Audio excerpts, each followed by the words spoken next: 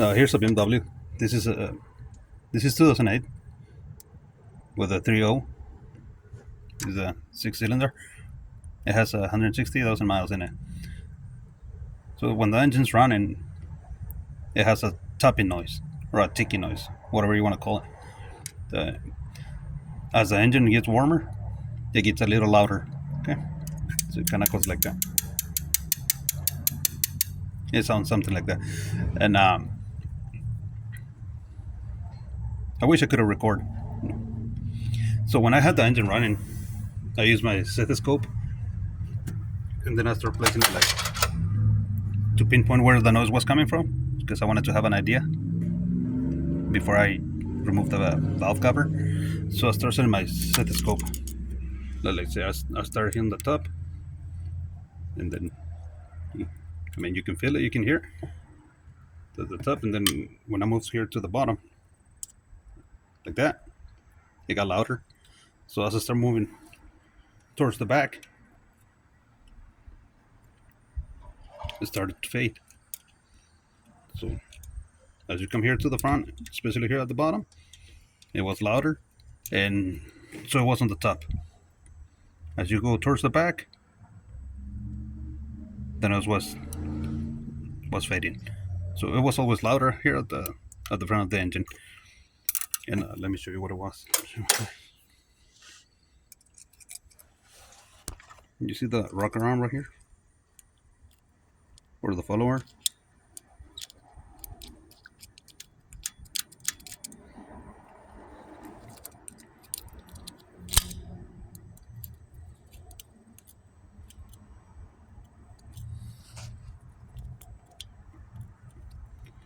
Nothing. There's no play. I mean, there's a little bit. Then basically, what I'm doing right there, I'm compressing the lifter. So this is where the noise is coming from. But the main purpose for this video is like if you want to remove the valve cover. I don't know if you want to do that, but this is what I did. Okay, I use the scissor jack gently, because you don't want to break anything, because it's supported on the intake. I guarantee it's not that much pressure on it, because just be careful here. You don't want to crack or break the intake manifold. I also put my pry bar on this side. I kind of fix it that way to hold it in place, and then you can pull the. I also remove the screws from the valve cover. I completely remove them. See, because when I was trying to pull it this way, they were catching here. The bolts that are on the back of the valve cover. Let me show you. That's what I'm talking about. These three, they had to be removed.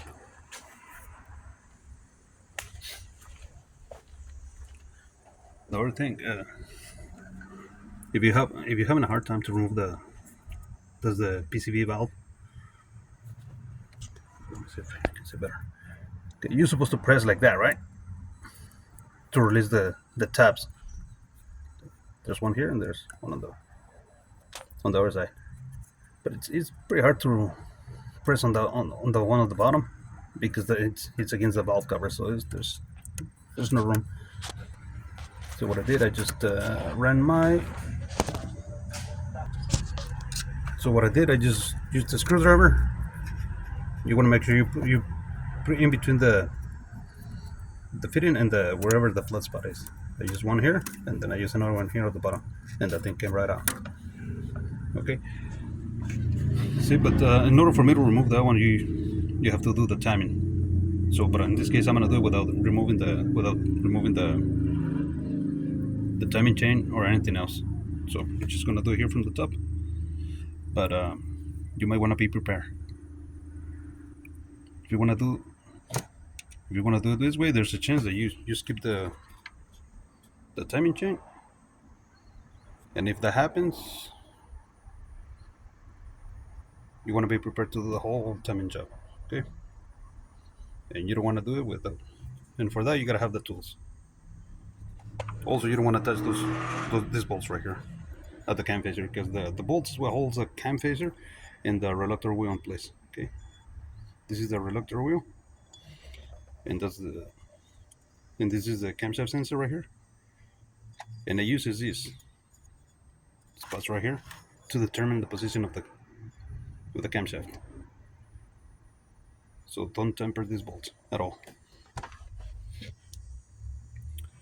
Anyway, I'm gonna open this, then see if we can do that one, because this is on the cylinder number 1, and that's the hardest to do. So if we can do that one, we can do any of the rest, because this should be way easier. Okay. Okay, the next step.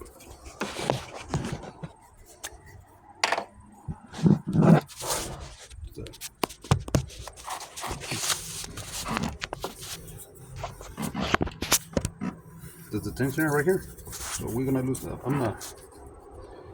Let's see if I can put a mark in it.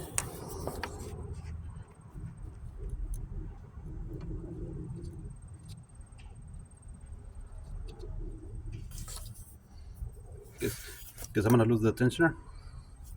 Just a couple turns, not very much. So that way we release some tension from the timing chain. Because after we remove this, the bearings is gonna tend to go that way. Okay. Okay, I got all the bolts loose right here. I break them loose. Now it's time to do the tensioner.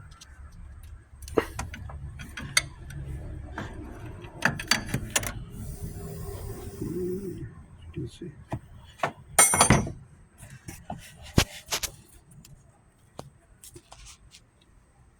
I think I'm gonna go right there.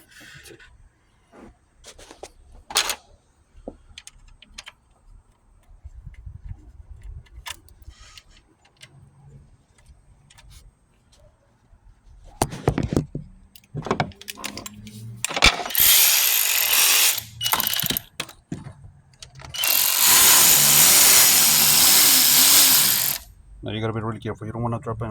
You don't want to drop it. You want to drop any screws in there. So I'm gonna set my phone down so I make sure I catch the bolts right there.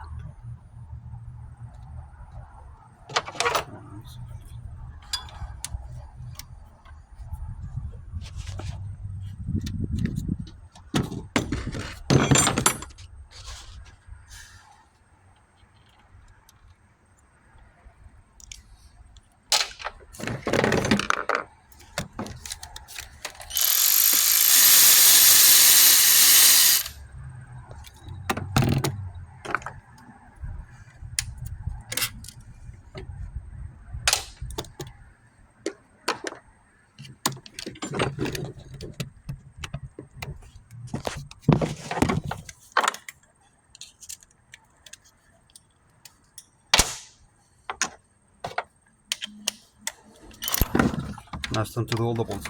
If for some reason I have to start recording, it's gonna be a part 2. Okay.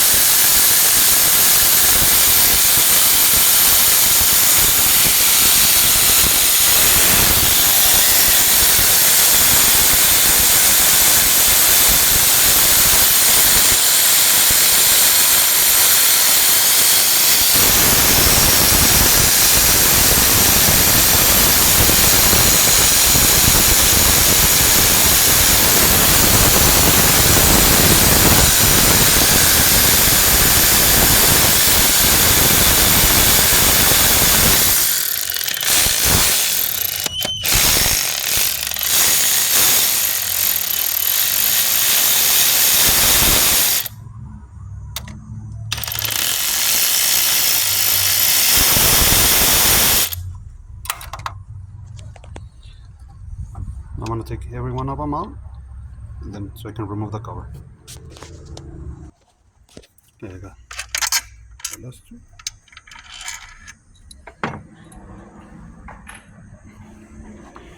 Now you want to lift like the back of it, kind of pull towards the back because it catches right here catches at one of the guides right there. So just gotta go up and gently.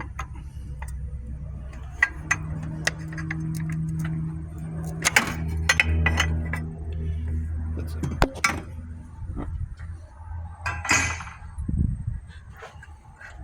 Now these might move because there's a guide in there down there to hold it in place. So also when you check the followers or the rocker arms, you want to make sure the lobes are like sideways or upwards. But you want to make sure that they're not pressing on the rocker arms, because and then you won't be able to tell if they're messed up or not. Okay. Like, you see this one's kind of facing that way. You can check that one. So, the one that's tight.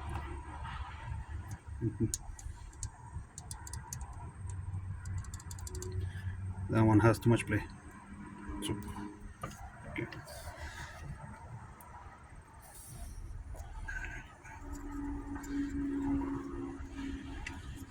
Now I'm gonna lift the whole thing.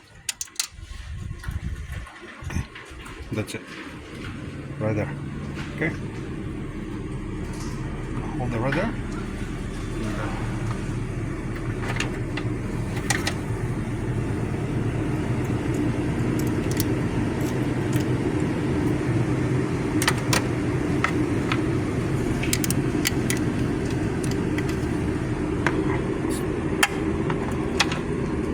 Still attaching the lifter.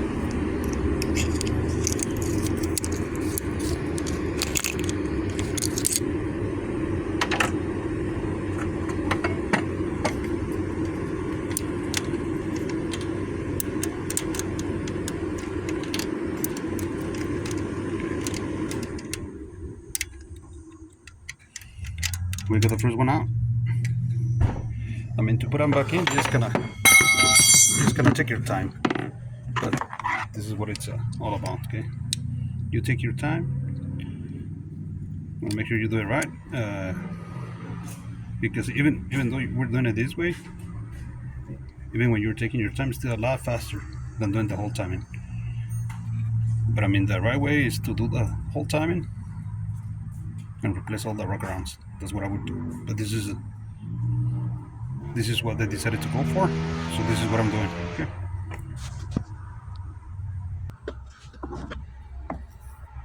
Let's see if we can get that one.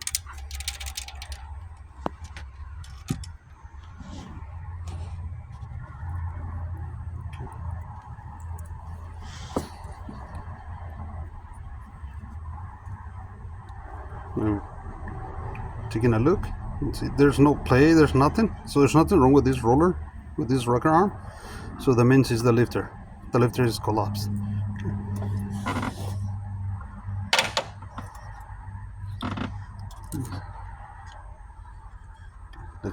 Let's see if we can pull it up.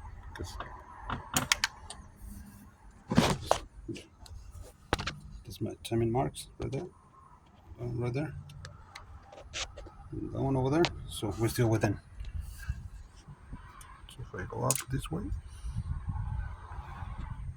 if I move it around, I think I can get that lifter. So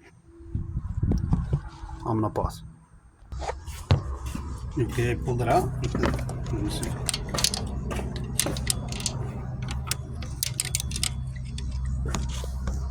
I'm not even okay. Right there.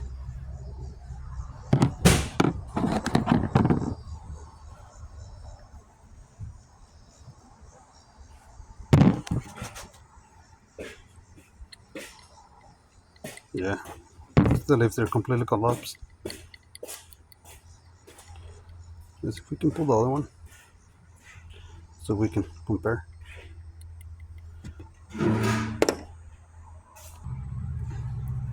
So it is the lifter, it's completely collapsed. See this one? Pull it out.